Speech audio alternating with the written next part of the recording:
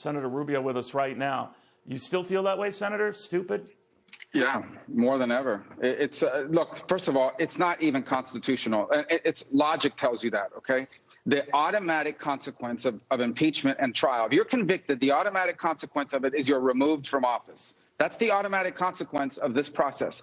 How can you put someone through a process where the automatic consequence of it is impossible? You can't remove Donald Trump from office. He's not in office. The second is, we've got all these important issues in this country. We've heard all these months and years about how the virus needs to be dealt with, and I agree. The economy's been hurt by it. I agree. National security threats, nominations, all these things we should be working on. And instead, we're going to spend from 1 o'clock till 7 or 8 p.m., 6 nights a week for as long as it takes on an impeachment trial. And they're going to tell you we can walk and chew gum. When they were doing the first impeachment trial a year ago, they wouldn't let us move nominations. They wouldn't let us move legislation. They said they didn't want the day distracted. So, you know, that was their view of it then. The third is it stokes the fire. This is a country that's already deeply divided.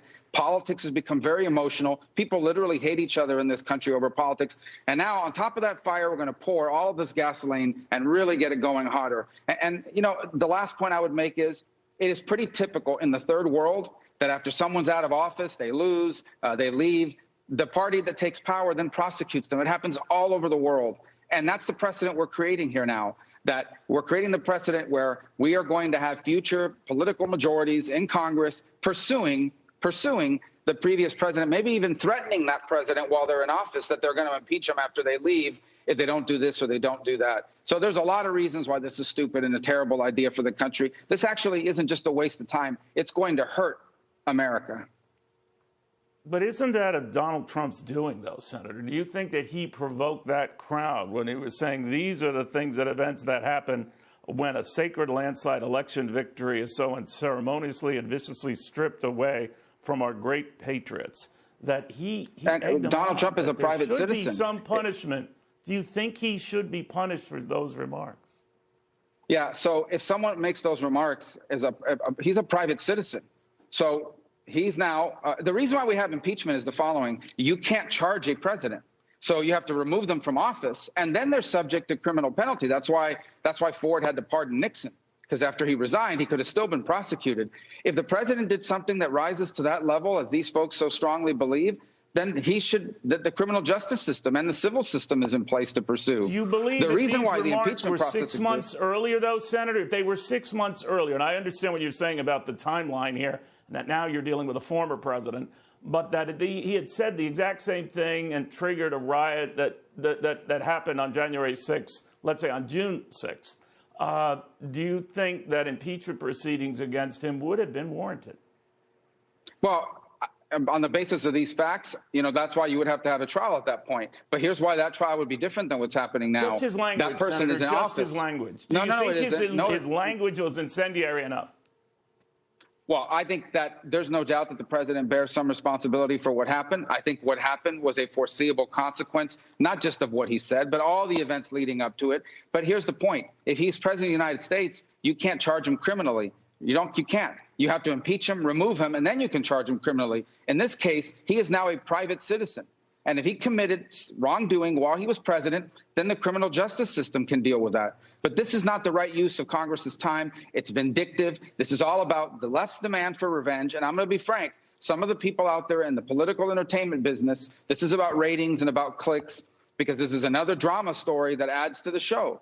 And I just think it's a terrible thing for the country. But they're going to put us through it because this is exactly what their base is demanding.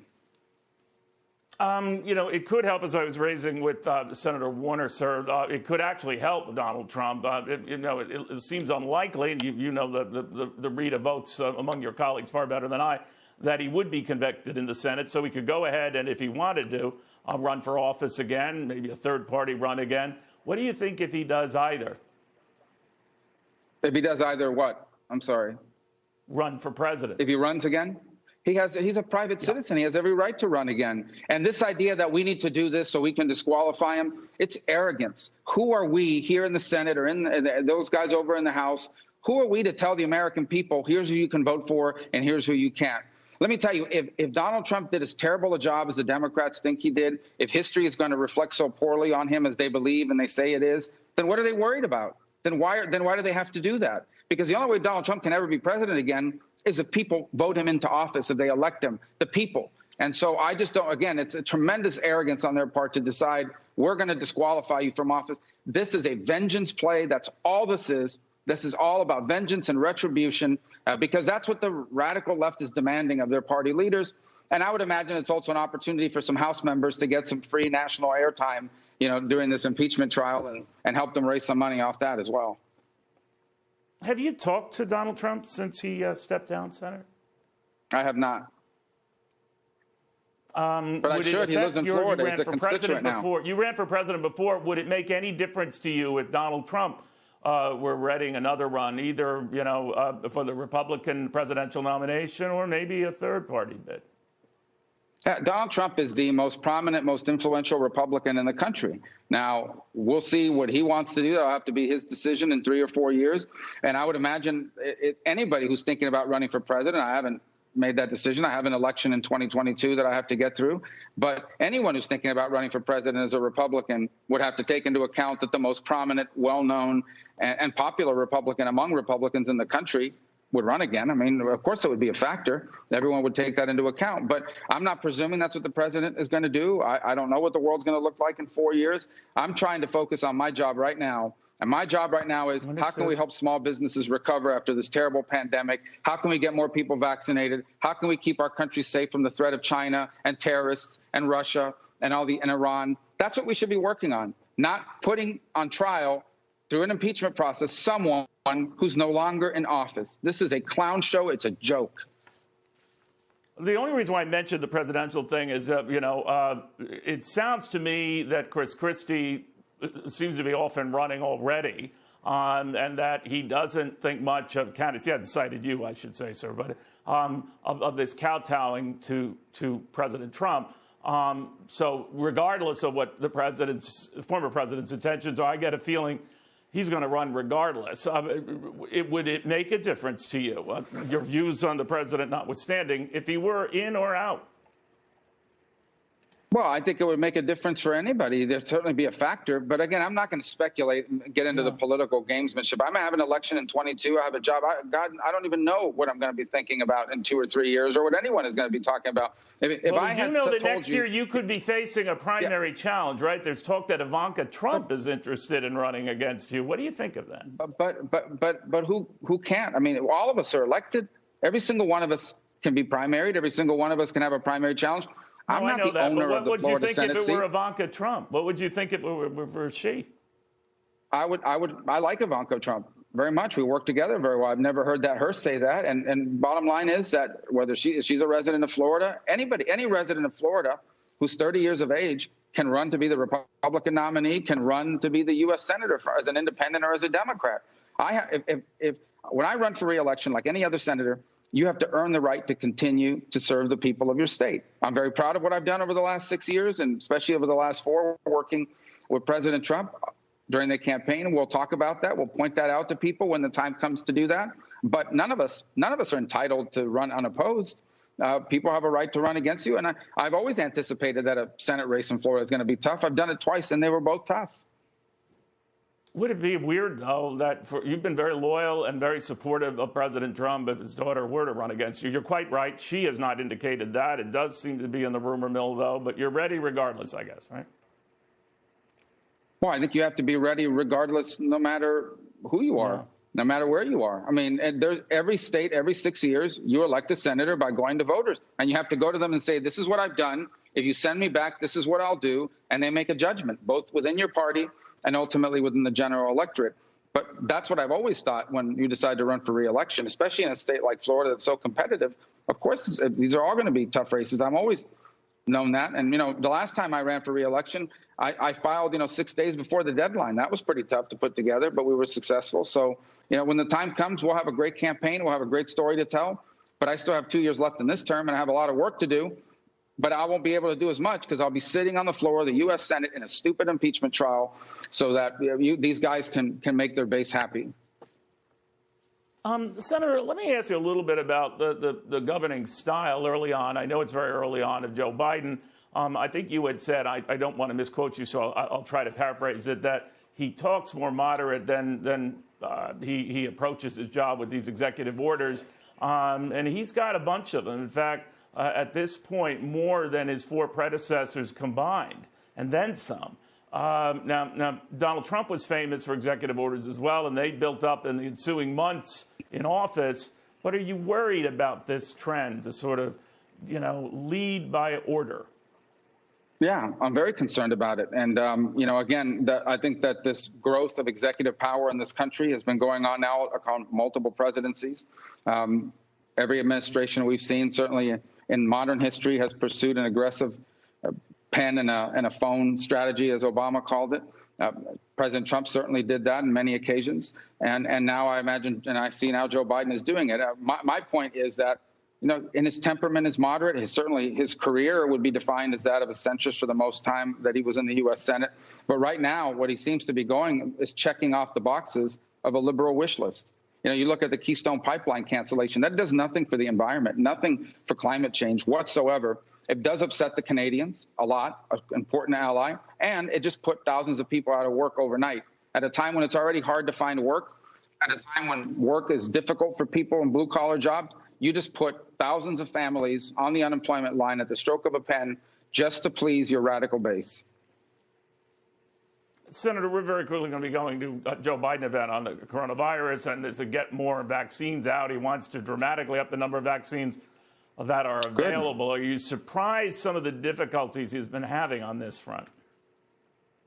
Well, I think every state has handled the distribution of it differently. Look, this is a massive effort. These are 2 brand new vaccines. They were developed in a record period of time. There's 2 doses associated with them that you have to get them out there. You've got to convince people to do it. There's still a tremendous amount of reluctance in some places. I think Florida's gotten it right, prioritizing seniors, the people most at risk of winding up in a hospital and losing their life. Every state will have to make decisions like that.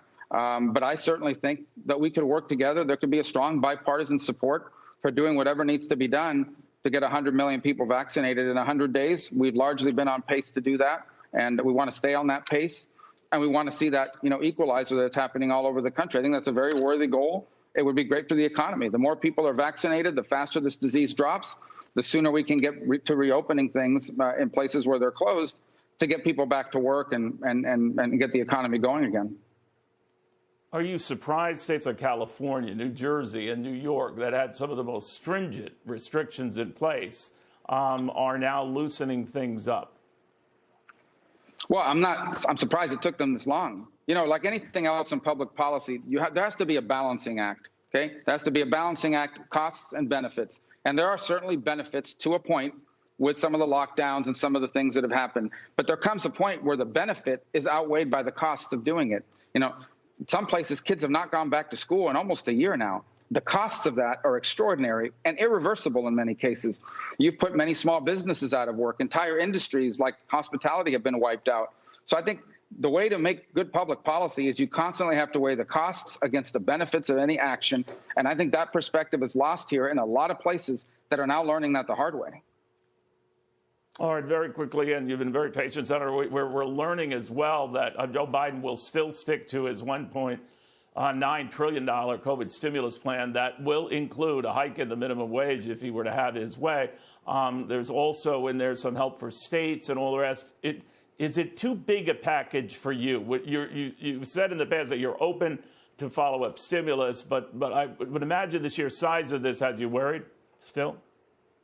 Well, first of all, because he knows it's not going to pass. I mean, they know 1.9 trillion is not going to pass. So what you've done now is you've added weeks of delay on getting something done. Second, look, the cost is a lot, right, but we've already spent a lot of money. We're going to have to probably spend some more because otherwise we risk damage to the very structure and architecture of our economy, some of which will take a decade or longer to reverse. Where I do think use things like the minimum wage. Florida just passed the minimum wage through the voters. That in and of itself is not the problem. The problem is that's an additional cost on small businesses. So here you've been out of work or out of business for a while. You're going to try to reopen, and suddenly your labor costs are going to go up, but your profits and your income isn't there yet. So what are you going to do? You're either not going to reopen or you're going to hire less people at a time when we got to get more people back to work. I don't know why that has to be mixed in with the rest of it. Again, if he focused on COVID relief, if he focused on can we get additional payments to individuals who need it, Can we get more vaccines and out there distributed to people? Can we get more help to small business? I think you could have a very strong bipartisan bill. If you start adding in all the stuff that the left has been demanding that has nothing to do with COVID, you're going to have problems. It's going to take longer than it should to get to a deal, and people are going to be hurt. All right, we'll see what happens. Senator, I wanted you to finish that thought. And now to Please make sure to subscribe to my channel. You can do so by clicking the link right above this video. That way, you'll get immediate updates for all my new videos.